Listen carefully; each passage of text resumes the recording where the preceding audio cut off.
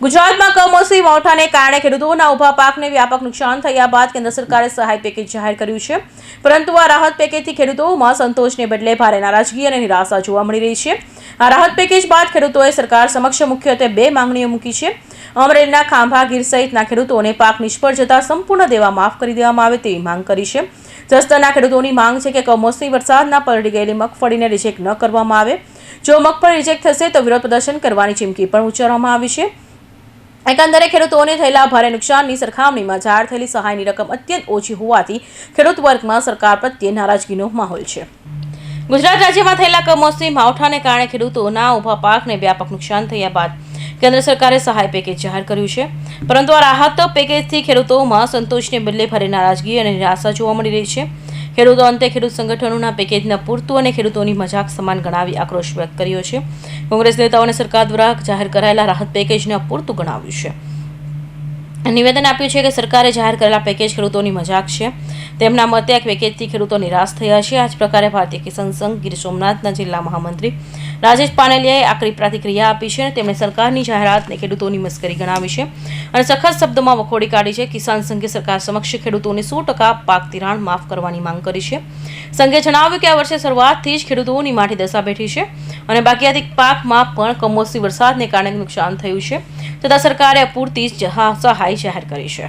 30-50% સુધીના ખેડૂત નુકસાન થયાના આંકડા આટલા છે। એના આધાર પર સરકારે રાહત પેકેજ અથવા વળતરનું પેકેજ જાહેર કરવાની જરૂર હતી।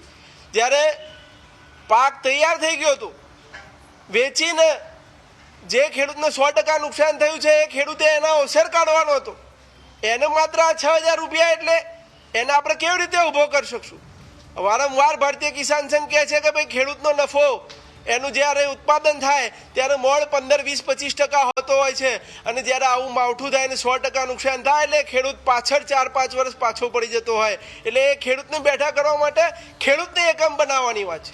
જેને નુકસાન થયું છે એને આપણે બેઠો કરવાની વાત હર હંમેશ ભારતીય કિસાન સંઘ કહે છે, પરંતુ આ તો બધાને લેવાની વાત છે। અને 35% નુકસાન થયું હોય એને પણ એ વળતર અને 100% નુકસાન થયું હોય એને એ વળતર, તો આપણે ખેડૂતને કેવી રીતે મદદરૂપ થઈ શકશું? એટલે સરકારે કદાચ 100% વાળા નુકસાન કરતા ખેડૂતને જે સહાય દેવાની હતી એની અંદર જો અસમર્થતા બતાવી છે કે અમે આટલા જ રૂપિયા દઈ શકશું, તો સમાજના શ્રેષ્ઠીઓએ, સમાજના ઉદ્યોગપતિઓએ અને જે ગામની અંદર જે ખેડૂતને વધુ નુકસાન થયું છે એને મદદરૂપ થવા માટે વારંવાર ખેડૂતોએ આગળ આવવું પડશે, સમાજે આગળ આવવું પડશે, સમાજના ઉદ્યોગપતિઓએ આગળ આવવું પડશે, કારણ કે સરકારે તો પોતાની અસમર્થતા બતાવી દીધી છે।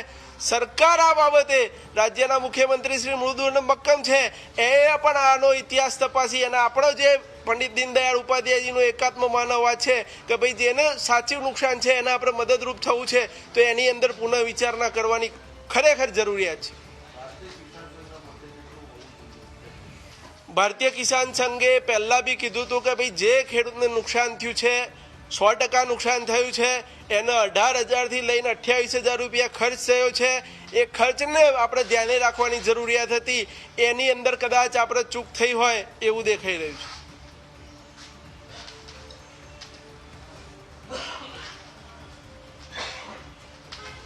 અને એ કેટલાક ટીવીના માધ્યમથી ગઈ વખતે પણ એવો પ્રોબ્લેમ થયો હતો કે ક્યાંક હેક્ટરે કિસાન સંઘે 18,000થી 28,000ની માગણી કરી હતી। ના, 1 વીઘાએ 18,000થી 28,000ની માગણી કરી હતી। એટલે કેટલાક મિત્રોએ એ વખતે ક્યાંક કોન્ટ્રાવિઝન થયું હતું કે ભાઈ કિસાન સંઘે હેક્ટરે 18,000થી 28,000 ના, પણ કિસાન સંઘે 1 વીઘાએ 18,000થી 28,000ની માગણી કરી હતી। એ જરા આપણા માધ્યમથી ક્લેરિફિકેશન કરવા માંગુ।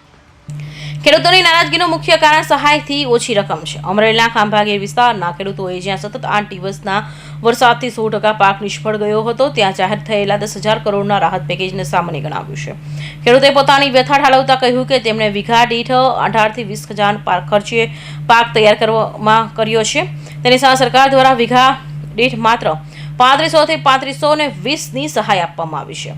રાજકોટના જસદણમાં પણ ખેડૂતોની સામાન વ્યથા જોવા મળી રહી છે। ખેડૂતોએ મગફળી તૈયાર કરવાની વીઘા દીઠ 20,000ના ખર્ચે સામે માત્ર 3520ની સહાય મળવાથી રાહત પેકેજમાં અન્યાય થયો હોવાનું જણાવ્યું છે। કૌશિક પટેલનો report, Hind TV news, Surat.